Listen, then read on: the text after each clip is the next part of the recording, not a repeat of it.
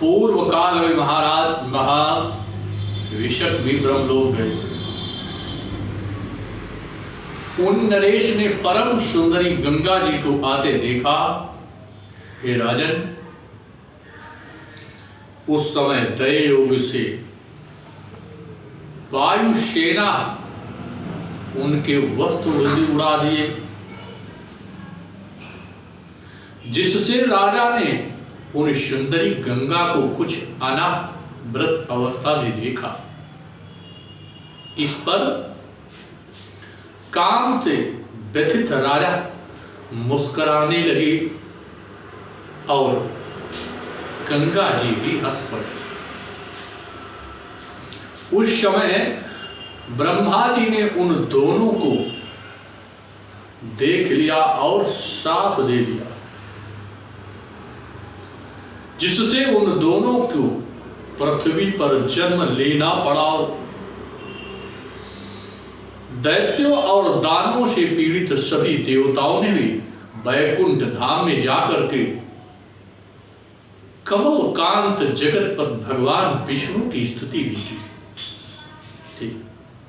अतएव नरश्रेष्ठ इस विषय में किसी भी प्रकार का संदेह नहीं करना चाहिए। राजन, हे नराधिप, पूर्ण आत्मा तपस्वी और महापुरुष सभी लोकों में जा सकते हैं, विचरण कर सकते हैं पूर्ण के प्रभाव से। हे राजेंद्र, जैसे पवित्र सदाचरण ही ब्रह्मांड लोक में जाने का कारण है, वैसे ही पवित्र मन वाले यजमान लोग भी यज्ञ के प्रभाव से वहां पहुंच जाते हैं। जन्मेजय बोले कि हे महाराज, रेवत सुंदर नेत्रों वाली अपनी पुत्री रेवती को साथ में लेकर के ब्रह्मलोक पहुंच गए।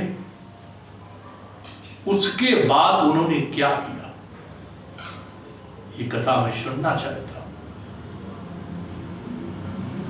ब्रह्मा जी ने उन्हें क्या आदेश दिया और उन रेवत ने अपनी पुत्री किसे सौंपी। हे ब्रह्मन, अब आप इन सारी बातों को विस्तार पूर्वक मुझको बतलाइए।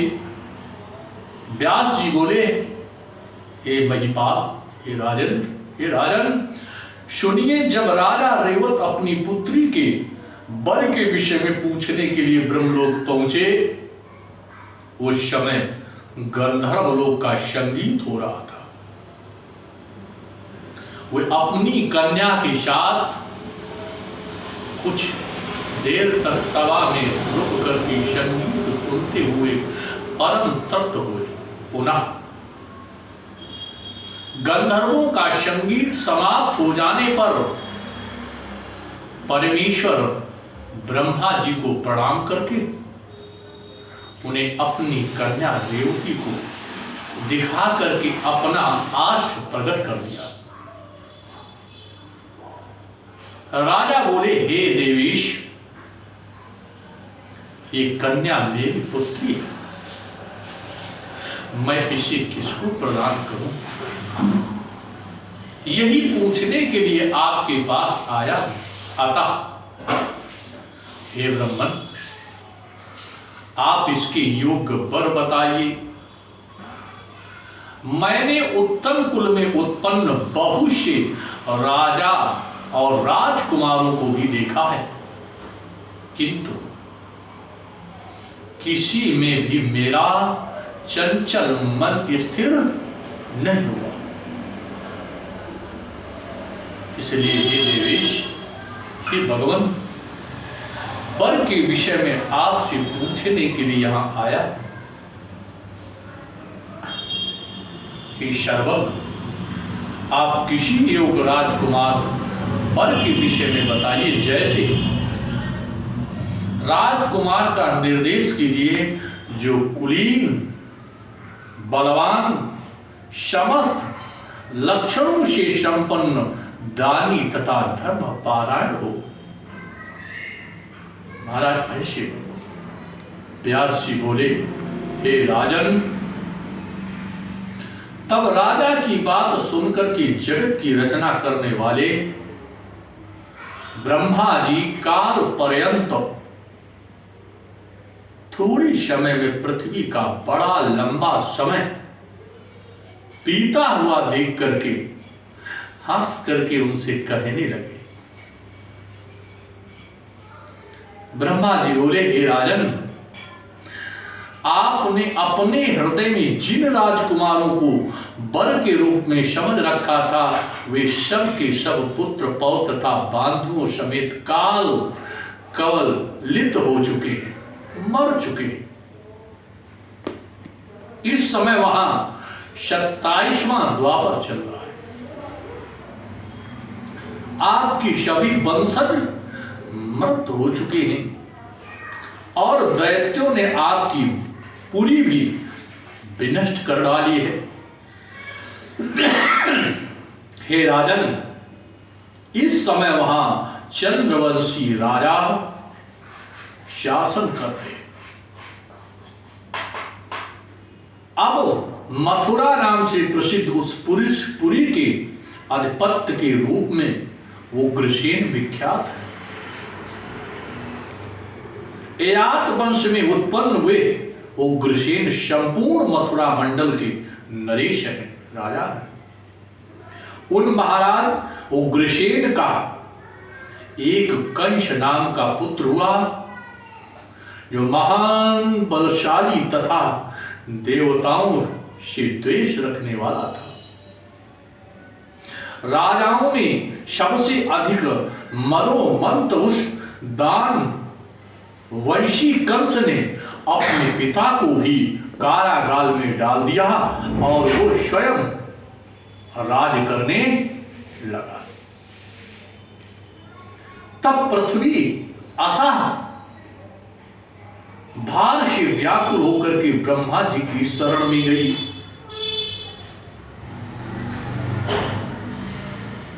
श्रेष्ठ देवगणों ने ऐसा कहा है कि दुष्ट राजाओं तथा उनके सैनिकों के भार से पृथ्वी के अति व्याकुल होने पर ही भगवान का अंशा अवतार होता है। जब जब होए धर्म कहानी और बाढ़े असुर अधम अभिमानी, तब तब प्रभु धर विविध शरीरा अहरऊ सदा सज्जन भो पीड़ा। प्रभु सज्जनों की पीड़ा हरण करने के लिए भगवान का अवतार होता है। इसलिए उस समय कमल के समान नेत्र वाले वासुदेव नंदन श्री कृष्ण देवी स्वरूप देवकी की गर्भ से उत्पन्न हुए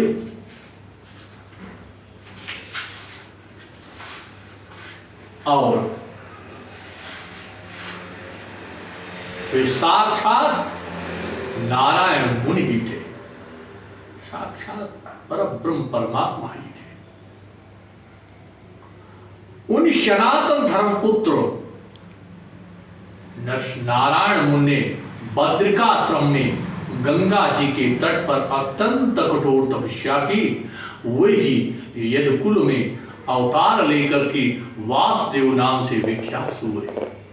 हे महाभाग, उन्हीं वासुदेव भगवान श्री कृष्ण ने पापी कंस का संहार किया और इस प्रकार उस दुष्ट राजा को मार करके उन्होंने उसके पिता उग्रसेन को संपूर्ण राज दे दिया। महापराक्रमी यवनादि काल यवन को सेना सहित अतः आता सुनकर के कृष्ण मथुरा छोड़ करके द्वारका चले गए। भगवान श्री कृष्ण ने कुशल शिल्पियों के द्वारा बड़े बड़े दुर्ग तथा बाजारों से सुशोभित उस नष्ट भ्रष्ट पुरी का पुनः निर्माण कराया। उस पुरी का जीर्णोद्धार करके प्रतापी श्री कृष्ण ने उग्रसेन को वहां का अपना आज्ञाकारी राजा बनाया। तत्पश्चात यदुशेष श्री कृष्ण ने उस द्वारकापुरी में यादवों को भली भांति बसाया। उस समय वे वासुदेव अपने बंद बांधों के साथ उस द्वारका में रह रहे हैं। उनके बड़े भाई बलराम हैं। हल तथा मूसल को आयुध के रूप में धारण करने वाले वे शूरवीर बलराम शेष के अंसा अवतार कहे गए। वही आपकी कन्या के लिए उपयुक्त श्रेष्ठ वर है। अब आप वैवाहिक विधि के अनुसार शीघ्र ही शंकरषण बलराम को कमल के समान नेत्र वाली अपनी कन्या रेवती सौंप दीजिए। हे नृपश्रेष्ठ, उन्हें कन्या प्रदान करके आप तप करने के लिए देवोदर बद्रिका आश्रम चले जाइए, क्योंकि तप मनुष्य की सारी अभिलाषाएं पूर्ण कर देता है और उनके अंतःकरण को पवित्र बना देता है। व्यास जी बोले, हे राजन, पदयोन ब्रह्मा जी से ये आदेश पाकर राजा रेवत अपनी कन्या के साथ शीघ्र ही द्वारका चले गए। वहां उन्होंने बलराम जी को शुभ लक्षणों से संपन्न अपनी पुत्री सौंप दी। इसके बाद दीर्घ काल तक कठोर तपस्या करके हुए राजा रेवत नदी के तट पर अपना शरीर त्याग कर देवलोक चले गए। राजा बोले, हे भगवान, आपने ये तो महान आश्चर्यजनक बात कही कि राजा रेवत कन्या के योग पर जानने के उद्देश्य से ब्रह्मलोक गए और उनके वहां ठहरने हुए 108 युग बीत गए। तब तक वो कन्या तथा वे राजा वृद्ध क्यों नहीं हुए, अथवा इतनी दीर्घ समय की पूर्ण आयु ही उन्हें कैसे प्राप्त हुई? व्यास जी बोले, हे राजन, निष्पाप जन्मेजय, ब्रह्मलोक में न भूख लगती है, न प्यास लगती है, न वहां मृत आती है, न भय होता है, न वृद्धावस्था तथा ग्लान, इनमें से कोई भी विकार कभी भी उत्पन्न नहीं होता है। जब राजा रेवत वहां से सुमेर पर्वत पर चले गए, तब राक्षसों ने शर्यात वंश की संततियों को नष्ट कर डाला। वहां के सभी लोग भयभीत होकर के कुछ स्थली छोड़कर इधर उधर भाग गए। कुछ समय के बाद छू नामक मनुष्य एक परम तेजस्वी पुत्र उत्पन्न हुए।